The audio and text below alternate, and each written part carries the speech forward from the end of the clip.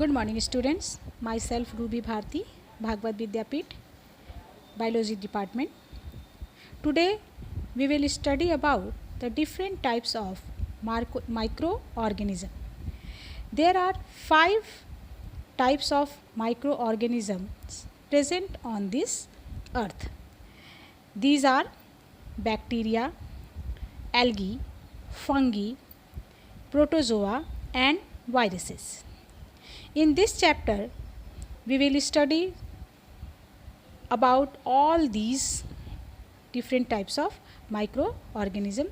इस चैप्टर में हम लोग हर माइक्रोऑर्गेनिज्म के बारे में स्टडी करेंगे, पर हमें इसका स्टडी बहुत शॉर्ट फॉर्म में करना है, बहुत ज़्यादा डिटेल में नहीं पढ़ना है. फर्स्ट नंबर है bacteria. Bacteria are unicellular organism. मतलब बैक्टीरिया यूनिसेलुलर ऑर्गेनिज्म है. यूनिसेलुलर का मतलब हुआ कि यह सिर्फ एक सेल का बना हुआ होता है और यह दुनिया का सबसे स्मॉलेस्ट और लिविंग ऑर्गेनिज्म है. दुनिया का सबसे छोटा लिविंग ऑर्गेनिज्म बैक्टीरिया को माना जाता है और यह ओल्डेस्ट है. ओल्डेस्ट मीन्स दुनिया में जितने भी लिविंग ऑर्गेनिज्म पाए जाते हैं उनमें सबसे पुराना कोई जो लिविंग ऑर्गेनिज्म है वो है बैक्टीरिया. तो बैक्टीरिया यूनिसेलुलर होते हैं, स्मॉलेस्ट हैं और ओल्डेस्ट है. ओके. बैक्टीरिया इस दुनिया में एवरीवेयर, हर जगह पाए जाते हैं. In water, in air, in soil, even inside the body of animal.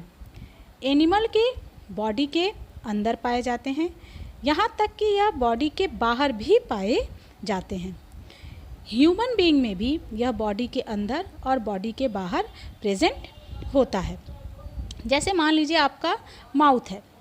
Mouth के अंदर आपके मिलियंस ऑफ बैक्टीरिया प्रेजेंट होते हैं. हमारा हथेली पर भी लाखों बैक्टीरिया प्रेजेंट है. स्किन के ऊपर भी लाखों बैक्टीरिया प्रेजेंट है. बॉडी के अगर अंदर की हम स्टडी करें तो हमारे बॉडी के इंटरनल पार्ट में भी millions and millions of bacteria present होते हैं. तो बैक्टीरिया हर जगह पाया जाता है. बैक्टीरिया शेप के बेस पर बैक्टीरिया को हम 4 भागों में बांटते हैं. There are 4 types of bacteria according to their shape. First number है रॉड शेप. रॉड शेप के जो बैक्टीरिया होते हैं उसे हम बैसिली कहते हैं. देखिए यहाँ पर ये जो बैक्टीरिया है, ये इसको आप रॉड शेप मान सकते हैं. इस तरह से लंबा है. तो इस तरह से जो लंबे आकार के बैक्टीरिया होते हैं, इस तरह के बैक्टीरिया को बैसिली कहा जाता है. बैसिली प्लूरल फॉर्म है और बैसिलस सिंगुलर फॉर्म है. ओके. तो ये बैक्टीरिया का एक टाइप हुआ. दूसरा टाइप है राउंड शेप. जो बैक्टीरिया राउंड शेप या गोल शेप के होते हैं उसे देख रहे हैं आप यहाँ पे, ये सारे गोल शेप में है, इसे कॉक्सी कहा जाता है. ओके. कुछ बैक्टीरिया स्पाइरल शेप में होते हैं, घुमावदार, इस तरह सांप की तरह, तो इसे कहा जाता है स्पाइरिला. और एक होता है कॉमा शेप में. कॉमा शेप में इसको इस तरह से क्या मानेंगे, कॉमा ही माना जाएगा. कॉमा शेप में ये होता है और इसको कहा जाता है विब्रियो. तो 4 तरह के बैक्टीरिया हो गए, कॉक्सी, स्पाइरिला, उसके बाद विब्रियो और बैसिलस. यहाँ पर एक इंटरेस्टिंग फैक्ट दिया हुआ है. जब बारिश होती है बेटा तो आप देखते हैं आपको एक अच्छा सा सॉइल से स्मेल आता होगा और वह स्मेल हमें बहुत अच्छा लगता है. लगभग हर किसी को ये स्मेल पसंद है. ये क्यों होता है? ये होता है बैक्टीरिया के कारण, और उस बैक्टीरिया का नाम है एक्टिनोमाइसिटिस. एक्चुअली ये जो बैक्टीरिया है ये अपने स्पोर्स को मिट्टी के अंदर रखते हैं, देते हैं, और ये जो स्पोर्स मिट्टी के अंदर रहता है, जब बारिश होती है तो ये स्पोर्स गीले हो जाते हैं और बिखर जाते हैं. और जब ये बिखरते हैं तो इसमें से एक बहुत ही अच्छा सा स्मेल आता है, और यही स्मेल हमें बारिश होने पर समझ में आता है कि यहाँ से कोई एक स्मेल आ रहा है. ये एक इंटरेस्टिंग फैक्ट है. नेक्स्ट टॉपिक पे हम चलते हैं. नेक्स्ट टॉपिक है हमारा एल्गी. एल्गी भी यूनिसेलुलर माइक्रो ऑर्गेनिज्म हैं, बट कभी कभी ये मल्टी सेलुलर भी होते हैं। जैसे यूनिसेलुलर का एग्जाम्पल है क्लेमाइडोमोनास, और मल्टी सेलुलर मीन्स एक से ज़्यादा सेल का बना हुआ। तो एक से ज़्यादा सेल का बना हुआ भी एल्गी होता है, जिसका एग्जाम्पल है स्पाइरोगायरा। स्पाइरोगायरा एक्चुअली काई को कहा जाता है। काई अगर पानी के आसपास जो हरा रंग का जमा रहता है, आप लोग देखे होंगे, उसे ही स्पाइरोगायरा कहते हैं। तो ये एल्गी है, ये माइक्रो ऑर्गेनिज्म है, लेकिन इसकी विशेषता क्या है कि इसके अंदर क्लोरोफिल रहता है, और चूंकि इसके अंदर क्लोरोफिल रहता है और इसके चारों तरफ सेल वॉल होता है, तो क्लोरोफिल और रहने के कारण और सेल वॉल रहने के कारण इसे हम प्लांट मानते हैं। तो एल्गी को क्या माना जाता है बेटा? प्लांट। और चूंकि इसके पास क्लोरोफिल है तो ये फोटोसिंथेसिस कर पाता है, अपना खाना बना पाता है। तो ये हो गया एल्गी। एल्गी का विशेषता क्या हो गया? ये फोटोसिंथेटिक होता है, अपना खाना बना सकता है, और ये यूनिसेलुलर भी हो सकता है और मल्टी सेलुलर भी हो सकता है। तीसरा है फंगी।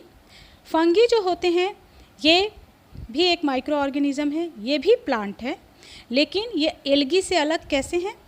इनमें क्लोरोफिल नहीं होता है। इनमें चूंकि क्लोरोफिल नहीं होता है, इसलिए ये अपना फूड नहीं बना पाते हैं, और ये ज़्यादातर अपना न्यूट्रिशन कहाँ से लेते हैं?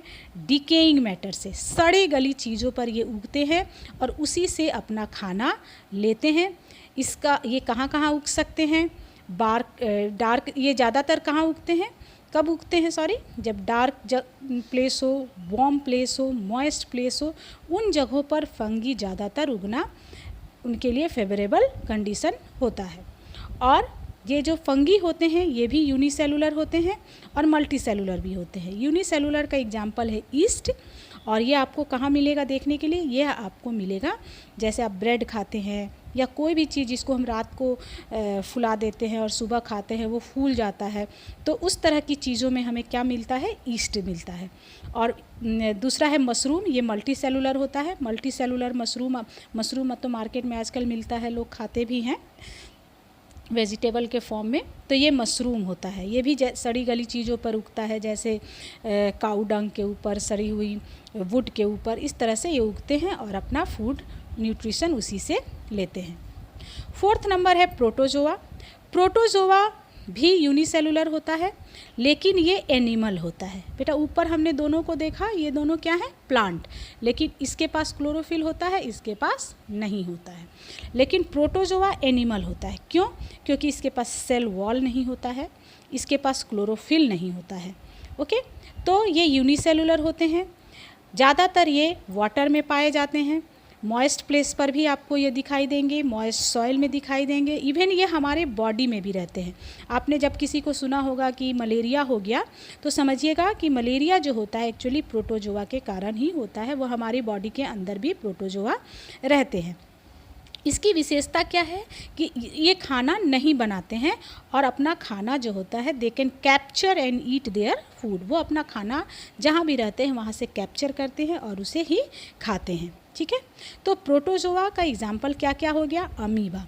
अमीबा तो आपने हर जगह पढ़ा है, बचपन से छोटे क्लास से ही अमीबा पढ़ते आए हैं। लास्ट 7 क्लास में भी हमने अमीबा का पढ़ा था कि वो स्यूडोपोडिया से फूड को अपना पकड़ता है और खाता है। 7 क्लास में आपने पढ़ा था। तो यही है प्रोटोजोआ का एग्जाम्पल। अमीबा, पैरामीशियम, यूग्लिना, ये सब क्या हो गए? प्रोटोजोआ। नेक्स्ट है वायरसेस। वायरसेस सबसे स्मॉल माइक्रो ऑर्गेनिज्म में माना जाता है।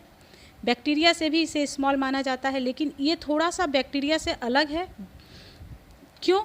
क्योंकि ये जो वायरसेस होते हैं यह ना लिविंग थिंग की तरह ही बिहेव करते हैं, ना नॉन लिविंग थिंग। जैसे कि मान लीजिए जब ये एयर में रहते हैं, सॉयल में रहते हैं, वाटर में रहते हैं, तो एयर, सॉयल, वाटर क्या है? नॉन लिविंग थिंग है। तो जब ये इन जगहों पे रहते हैं तो ये वायरसेस नॉन लिविंग की तरह बिहेव करते हैं। ना ये रिप्रोड्यूस करते हैं, ना ये कोई फूड लेते हैं, कुछ भी नहीं करते। और जब अगर ये एयर या वाटर के साथ हमारी बॉडी में चले जाते हैं, किसी लिविंग ऑर्गेनिज्म के बॉडी में जब एंटर कर जाते हैं, तो ये लिविंग थिंग की तरह बिहेव करने लगते हैं। ओके, तो जब ये नॉन लिविंग थिंग के एनवायरनमेंट में